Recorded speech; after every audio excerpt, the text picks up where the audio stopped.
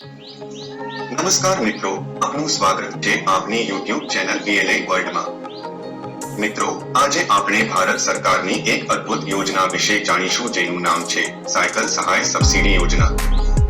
જો આપ આ ચેનલ પર નવા હોય તો ચેનલને સબસ્ક્રાઇબ જરૂર કરશો અને બેલનો આઇકોન પ્રેસ કરી દેશો જેથી આપને અમારા નવા વિડીયોની નોટિફિકેશન મળતી રહે।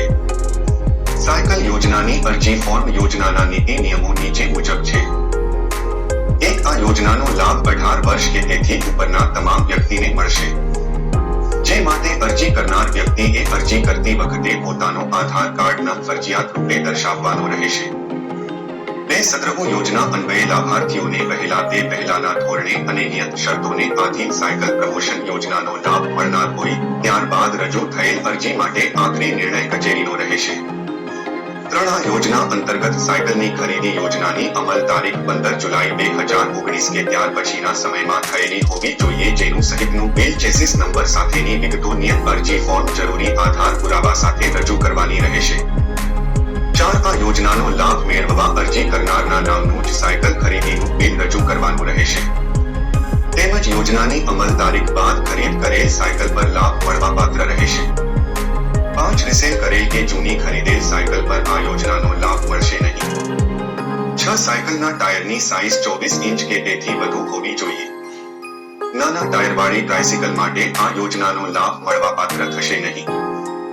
7 અરજી કરનારે આધાર કાર્ડ, રેશન કાર્ડ સહ અરજી કરવાની રહેશે જે પૈકી કોઈ પણ એક પુરાવો રાજકોટનો હોવો ફરજિયાત રહેશે તેમજ અરજદારની બેંકની વિગતો સાથે કેન્સલ ચેક પણ આપવાનો રહેશે।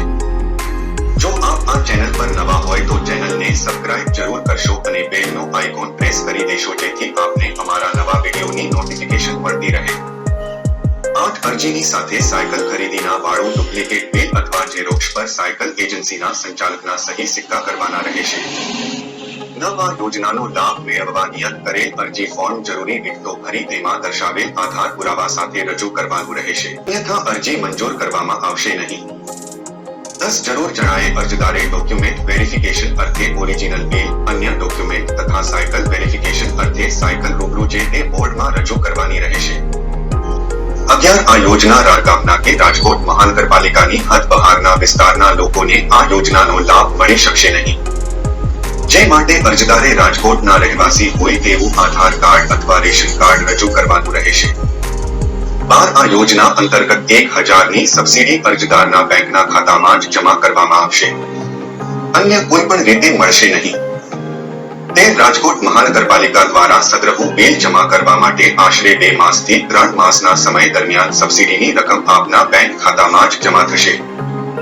જો આ સમય દરમિયાન આપની સબસિડીની રકમ જમા ન થયેથી લગત શાખાનો સંપર્ક કરવાનો રહેશે। તો સાયકલ ખરીદનાર દ્વારા પોતાના ફોર્મમાં નામ, ખાતા નંબર, ચેસીસ નંબર, બેંક વિગત ચોકસાઈ પૂર્વક ભરવાની રહેશે। ખાતા નંબરમાં ભૂલ કે ક્ષતિને લીધે જો સાયકલ પ્રમોશનની રકમ અન્ય ખાતામાં જમા થઈ જવાના કિસ્સામાં કચેરી જવાબદાર રહેશે નહીં। રજૂ કરવાના થતા ડોક્યુમેન્ટ નીચે મુજબ છે: 1 આધાર કાર્ડ, 2 રેશન કાર્ડની નકલ રાજકોટનું, 3 સાથેના બિલની નકલ, 4 કેન્સલ ચેક। વધુ માહિતી માટે તમે યોજનાની સત્તાવાર વેબસાઇટની પણ મુલાકાત લો। દોસ્તો, આ વિડીયો ગમ્યો હોય તો આપના પરિવારજનો અને મિત્ર મંડળમાં વિડીયો શેર કરશો અને ચેનલને લાઈક અને સબસ્ક્રાઇબ કરશો। હવે મળીશું આવા જ માહિતીપૂર્ણ બીજા વિડીયોમાં। આભાર।